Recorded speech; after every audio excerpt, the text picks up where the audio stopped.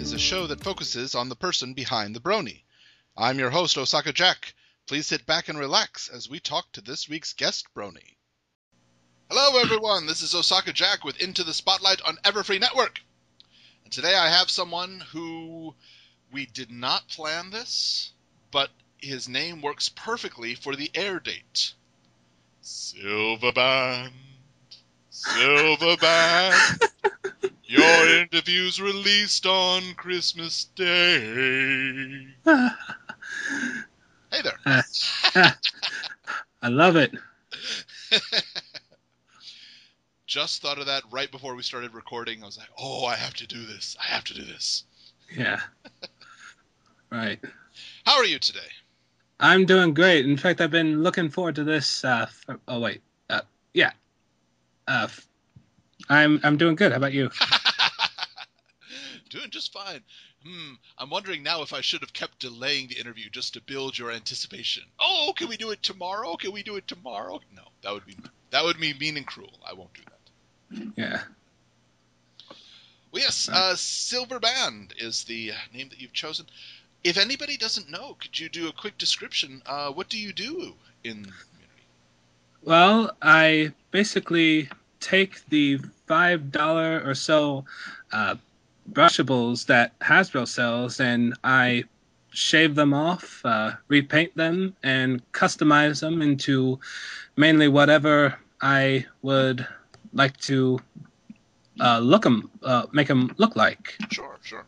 Yeah, be it a character from the show or an original character or something zany that I just might happen to imagine. I do it. Gotcha. Okay, so customized or custom. Yeah. Okay. Yeah, customs. Wow, really? They're $5 over there? Yeah. They just started appearing in Japan. The show's been running in Japan for almost a year. No, not quite a year, but approaching a year. And we just got the brushables in stores, and they're about $12-13 each. Oh, geez. But that's much cheaper than if I had to buy them online. So I'm like, yay! I guess. Yeah. Wow, $5. Okay, sorry. Yeah. So the customs that you do, what is usually involved in doing a custom? I mean, you mentioned you have to shave the hair. Okay. Yeah. And basically, once that's done, I usually take some clear nail polish and rub off the eyes and cutie mark if needed. Sure. But if they don't need it, say I do Trixie, I would just leave her blank and then just take the clay I use. It's Crayola Model Magic, really inexpensive, kind of elementary-ish stuff. Okay. That I've had a lot of experience with, and just take it, mix colors, and mold it into into her hairstyle as best as I can. Sure. Yeah, and then I go over it with the clear nail polish a few times until everything is smooth. I see. Okay. Yeah. Okay. So if somebody does get one of the custom ponies, they don't have to worry about accidentally bumping it and ruining the hair. No. With this one, well, I suppose if you take a hammer to it and you really, really try, I suppose you could do that. But that's pretty much anything. Right. Yeah. So yeah. Okay. So general wear and tear won't have the problem. Okay. Yeah. Okay. I see. How long does it take usually if you're doing the most simple custom job? How long would it take? I had to say at least 1 or 2 days. Okay. Possibly. But if it's like a really tricky main style, it'll probably take me like possibly 2 or 3, maybe. Well, I never really timed myself on it, so it's kind of vague to say. Like I did one just recently, and it's only taken me like 2 days to do. Wow. Okay. Yeah. Huh.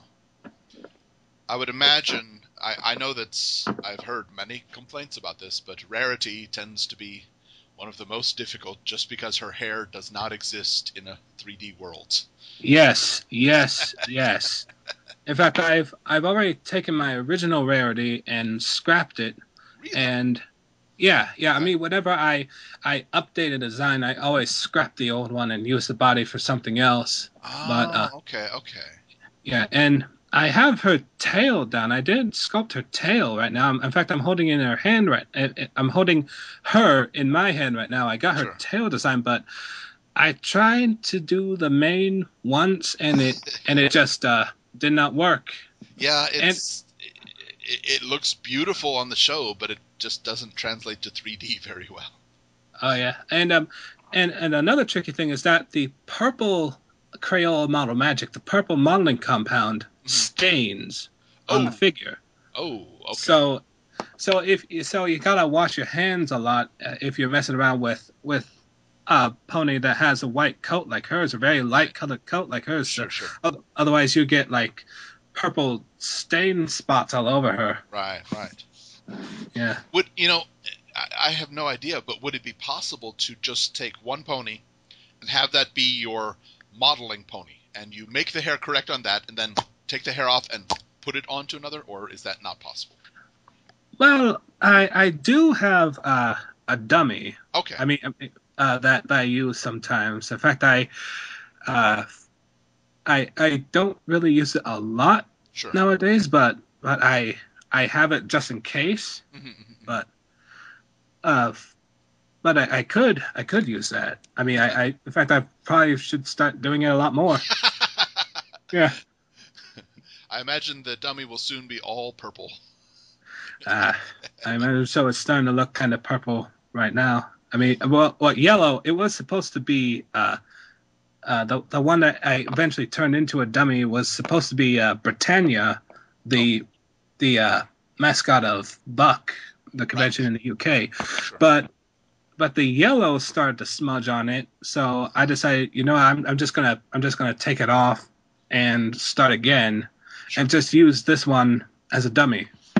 That's a good idea. I mean, that's a way to turn a failure into a way for success in the future. That's smart. Yep. Mm-hmm. Who would you say has been one of your rarity, of course, but beyond rarity, what's one of the more difficult ones of recent times? That's a tough question. I'm going to look through my photo gallery here,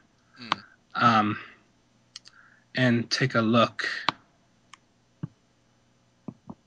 See. I would guess that Mrs. Cake's hair would be a challenge to get to stay still. Oh yeah. In fact, now that you brought that up, that's when I was originally sculpting her, it was I tried to get the design of the show. I just use vectors that people make or actual clips from the show that I pause. And she was a toughie. Yeah, she was pretty tough. I get the idea that the shape of her hair wasn't so complicated, just the staying still. I mean, she's got to use a lot of hairspray every day. It's yeah, definitely. Huh. Okay, I just found it, and I'm looking at it right now. The back of the head was actually pretty good, but just the overall shape of the top of her head, it was kind of tricky as well. Sure. And I think even the tail was a bit difficult to design myself. Sure. But I eventually got used to it. I plan on using her as a model for a future in case I have to do her again. That's a good idea. Yeah, definitely.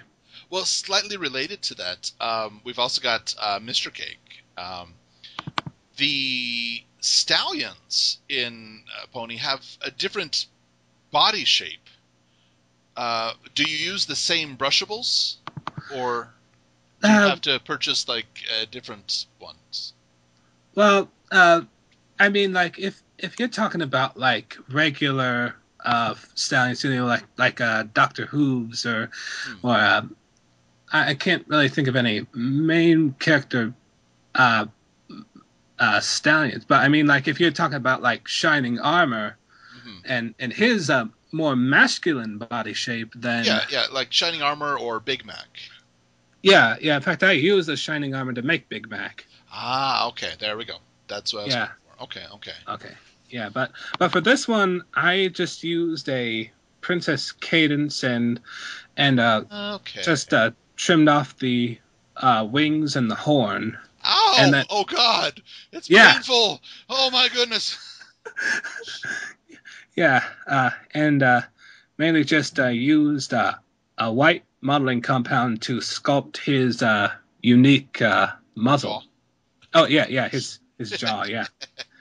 Yeah, he's got a very square jaw. Yeah. In fact, now that I'm looking at it, I think I may have overdid it. You know what? Exaggeration for animation stuff is not a bad thing. Keep it up. It's no problem. All right, thanks. That's my take on it anyway, is that exaggeration is a good thing for animations. Right. I mean, if you've ever seen any... My eyes don't get larger when I'm surprised, actually. But you see any animation and they triple in size. Oh, yeah. What are some of the... you consider to be some of your better works on making OCs? OCs? Well, I have to say when I made a Kenny Soda, I think that's how you pronounce her name. She's the mascot of the, I guess, Galacon. Right, Galacon. Yeah. I was really pleased with how she turned out, especially the mane. I just really like how it turned out. Sure. Yeah. So I had to say that's probably one of the more better ones that I did in regards to original characters. Gotcha. Okay. Yeah. And let me see what else. That's probably one of the ones that I think I'm probably more proud of than others. I guess I know these aren't necessarily original characters since they're from another show, but I really like how the delightful children from down the lane turned out. Yeah, I was going to segue into those, yes. Yeah. Those eyes. Oh, yeah, I actually, in regards to the eyes, those aren't my designs for the eyes. I actually take designs from another DeviantArt user named Datnaro, Datnaro.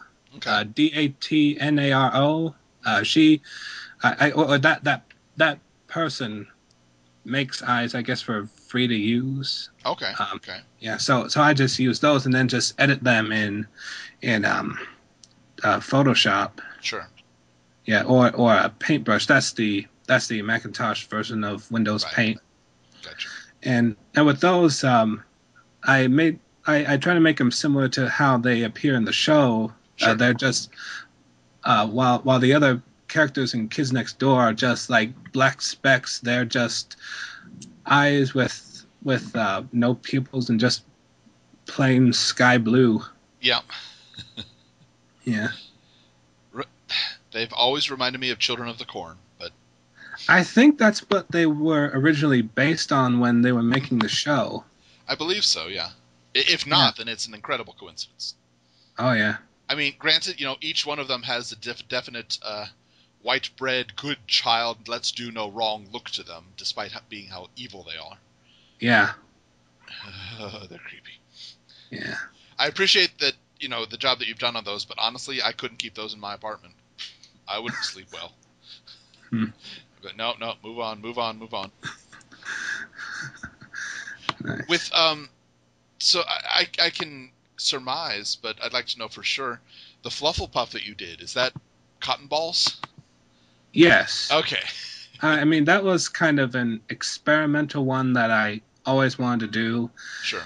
I just took a super glue and got some really, really light pink cotton balls and just glued it all over a Pinkie Pie figure that I fixed the eyes though, but yeah. I feel like redoing this one because originally I always draw the eyelashes on um, with permanent marker, but nowadays I just use the printed eyelashes Okay. that are used. So when I originally got done with her, I kind of made a face because she looked like an incredibly fluffy llama. Okay. All right. All Yeah, right. So we I mean, have an alpaca puff then. yes, yeah, yeah. Well, again, Flufflepuff is one of those characters that looks really cute, but would be difficult to translate into a 3D environment. Oh yeah, definitely for sure. Well, and I would like to mention, what was the inspiration for this one? Wheelie Bopper. Oh, Wheelie Bopper? Is this somebody's OC, or is this just something that came into your mind? I seen actually there's someone actually on Tumblr that came up with Wheelie Bopper.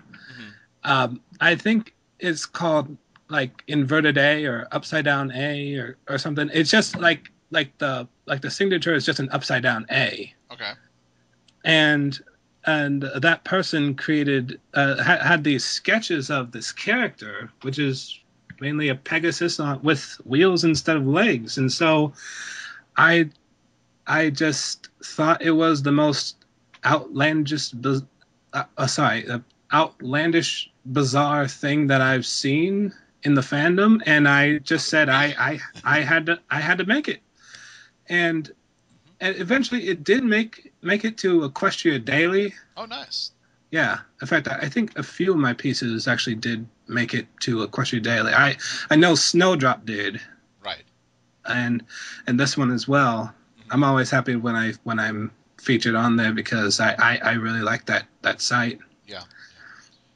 And I just but yeah, I just thought it was just completely random and I like random things, so I just said, heck with it, I'm going to make it a custom. I'm going to make it.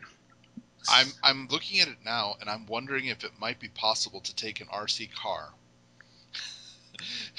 and fit the. If it would be difficult, but if you could find like the exact size of an RC car that would match a Brushable's body, and just super glue the Brushable on top of the RC car and actually have Wheelie Bopper driving around. I'm wondering if it would be possible at this point.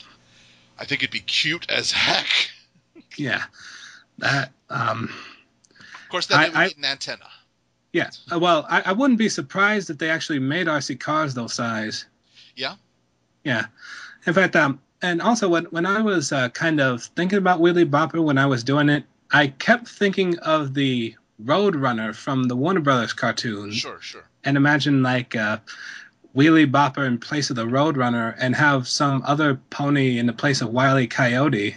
Ah, okay. I see. Yeah, just poor little Wheelie Bopper never bothers anyone, just driving down the road's her idea of having fun. My first instinct for Wile E. Coyote would be Timberwolves, just because the color scheme, but I'd have to think about it harder. Yeah. I guess.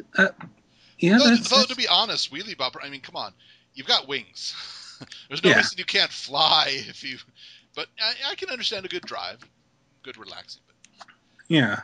That is cute. Yeah. Season 5, Wheelie Bopper's appearance. I can see it coming. Yes. I'm calling it right now. Yes. That's funny. Yeah. Well, and I have to admit, still, I know people will start hating on me for it, but still, I have not watched any of Doctor Who. Oh, you're about to mention those? Yeah. But that is, I mean, it seems to be a huge project that you undertook. Looks like the entire... What is it? Every single Doctor? Yeah, every regeneration up until the Day of the Doctor special where the War Doctor is introduced. Okay. Yeah. Actually, My Little Pony actually introduced me to Doctor Who. Okay.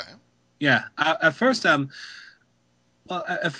at first I always viewed Doctor Who as one of those shows that everybody likes, but I'll probably get to eventually. Mm-hmm. And in my younger days, I said I would always say like I'm never gonna watch that show. It's too complicated. It lasts too long. I'm gonna have to watch it all the way from the beginning. Right, right. Yeah, and then once I became a brony and I started seeing Doctor Who's, Mm-hmm. I said, okay, you know what? I'm just gonna watch Doctor Who anyway. So I was always a big fan of chronological order. Sure. So I I like for example, like I'm not going to see any of the Lord of the Rings movies until all 3 Hobbit movies are released. I see. I know it may take a while, but that's what I feel most comfortable doing it. I see. So I started with the 1963 first episode of Doctor Who ever aired with William Hartnell as the first Doctor, or the one most farthest to the left if you're looking at the picture. And the story just dragged on for so long. I mean, I can respect that there's never been a show quite like it, and people are. I mean, this is new to the people that are watching it back in the 60s. So I mainly started. So I jumped ahead and started with the TV special made in 1996 with Paul McGann as the 8th Doctor, and then just continued on with that, and now I'm caught up. And then I eventually went back and watched classic Doctor Who episodes from all over. I mean, just jumping around from Doctor to Doctor. Sure. Yeah, and I had started making customs of I think around the start of season 2 when I mean a few months after I first became a brony. Okay. The first one that I started with was Rainbow Dash. I mean, if you look through through some of my folders on DeviantArt, you'll see Rainbow Dash Original. That's my very first custom that I did. I see. Okay. Yeah, and the Doctor Who's the one with the green tie. That was actually, I think, my second one. The one where I first decided, okay, there's no pony out there that has that color scheme, so I'm gonna just start painting over it and sticking eyes on. Right. And so that technically, I think, is my second or third custom that I made.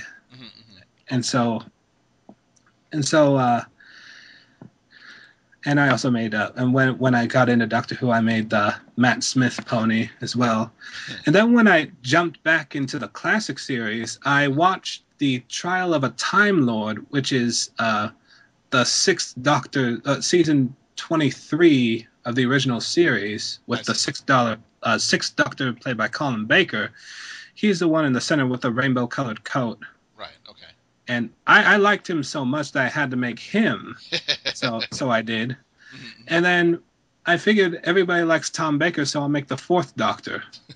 So it just kind of snowballed from there. Okay, got to make this one, got to make this one, got to make this one. Fine. Yeah. I see. Yeah, and so something that I didn't intentionally start thinking, okay, I'm going to make all 11 Doctors, but it just kind of happened. Right. Okay. Yeah. And some of the designs actually are taken from other people through DeviantArt. So I always make sure to credit everyone. Right. If I just happen to use a design, I make sure I credit them. And eventually I ended up making all 11 Doctors, and I put them all together and stuck it behind a flight control TARDIS. And I put it on DeviantArt. And now at the time, I wasn't really popular. In fact, I don't necessarily think I'm too popular now. But one of my friends, that's debatable, but one of my friends on DeviantArt, Ducked Toast, who also goes by The Things One on YouTube, he put it on Reddit, and then I wake up the very next day, I see hundreds of notifications. Wow. Yeah, just like seeing how popular this actually became. Yeah, in fact, I think it's my most popular thing I've done on DeviantArt, my most popular picture. So, Yeah, I know there's a lot of crossover between bronies and Whovians, and I get flack every time when I say I haven't seen any of the Doctor Who's. And it's similar to, as you said, it's something that I fully intend to watch. Just I don't have time right now. I'm sorry. I'm busy. Yeah. I mean, the only time I really have time at this point is when I'm taking the train to work, and that's only 17 minutes. And even to work and back, that's not enough time for a full episode. So. Yeah. But I will watch it. I promise. At some point, I will. Hey, take your time. Take your time. Take your time. We're all busy people here. Yes. Yep. You mentioned it briefly, but at least one of your OCs you've been able to present to somebody at a convention. Oh yeah, Emily Jones. Mm-hmm. I met her at TrotCon 2013 when I was selected to have a booth there to sell customs that I made. Mm-hmm. Yeah, I can remember it when she first saw it. I had to direct. I didn't really have any scaffolding to display. It was just like flat on a table. But when I told her, I said, "Excuse me, Emily Jones. I hope you don't mind, but I made your OC," and she just flipped out, like happy flip out, mind you. That's good. Yeah. I think it'd be interesting if somebody, you made something for me, rage. That would be interesting. Yeah, and so I ended up giving it to her at the end of the convention. Oh, nice. Yeah. I also you reviewed you've had him on the show before, but I was sitting right next to Silver Slinger, or as he was known. He was a chaotic brony who's changed to Silver Slinger. That's right. Yeah, I was right next to him. Well, a question that I ask in each of my interviews, and you have the advantage of having seen some of season 4, which none of my interviews up to date have. I had a break there between recordings. Right. In all of My Little Pony, what would you say is the one line or one scene that defines you as a brony? Oh, okay. Trademark Osaka Jack question. It can be from any season, right? Sure, it can be from any season. If you want to go back to G 3.5, go for it. I say My Little Pony, and I insist on that. But beyond that, go nuts. You know what? I'll even throw in, if you want to say Littlest Pet Shop, sure. I haven't seen Littlest Pet Shop yet, but so defines me. Or a liner scene that really calls out to you, something that you think of immediately when you think of, best part of the whole series to you. Can it be a song? Sure, absolutely. I guess the Smile song from A Friend Indeed. Sure. Yeah, I think that I always kind of sing that with Silver Band in the place of Pinkie Pie sometimes. Okay. Yeah, I mean just kind of to myself, because I'm generally like a pretty happy person. I like to entertain people. Sure. And I just kind of imagine myself in her place. But basically any scenario where people just burst out into song. That's what I wish would happen on a daily basis. Yeah. I'm not sure I would enjoy it on a daily basis, because I have to admit there are some times on the train where I appreciate the silence and the naps I can take. And I think somebody breaking out into song right there might be a little annoying. But I understand what you mean. It would be interesting to see a few times, yeah. Oh, yeah. Okay. Mm-hmm. All right, so the Smile song. Well, yeah, we mentioned it a little bit, but or just now, but your OC is Silver Band. Yes. And the tuba is not just something thrown in there. That's actually something that you play, right? Yes, I do play the tuba. Mm-hmm. I am at my college where I'm studying. I'm actually studying music education, and the tuba is my main instrument. Mm-hmm. Yeah, and also I do wear glasses, but they're not that tiny. Well, and I would imagine you're not a unicorn, but Oh no, we could take some creative licensing there. right. I am sure you have heard the toothpaste joke a bunch of times at this point. The toothpaste joke? Tuba toothpaste? Oh, yes. Yes. Yeah. I would have been shocked if I had been the first person to bring up the tuba toothpaste joke. Yeah. Yeah. I've heard many tuba related jokes in my time. Yeah, just glancing at the OC and even the custom job that you did on your own OC, I know that clothes are difficult for ponies, but that might be the first time I've seen tuba. I mean, except for Pinky. Yeah. How does he get into it? I would imagine. I would imagine he would use his magic to levitate it and then just kind of squeeze his hind legs through it. Okay. And he would go about his day. I see. Oh, yeah. Okay. I can see it Yeah. now. Okay. All right. Yeah. I follow. Yeah. Another thing I should mention is that he never takes it off. He always has his tuba wherever he goes. Really? Okay. Yeah. Even if it's just going to the store, he'll have his tuba. I guess the only time that he'll ever take his tuba off is when he goes to bed. Sure. Yeah. Makes sense. It would be difficult to sleep with a tuba on your side. Oh yeah. Yeah, on your back. Yeah. Well, and honestly, I think it's something that should be brought up to everyone's thing. You have mentioned before the interview started, a flugelhorn is an actual instrument, but looks nothing like the one that Pinkie Pie plays. No, not at all. It is not see-through or double-belled, or in layman's terms, it has two things that go fla. Mm-hmm. It is similar to a trumpet, but it has longer tubes. Right. It's kind of. I mean, I'm kind of hard. It's kind of hard to explain if I don't have a picture. So, I mean, if you want to Google an image of I think you got it. It's similar to a trumpet. Yeah. But and it has a more mellow sound to it. Yeah.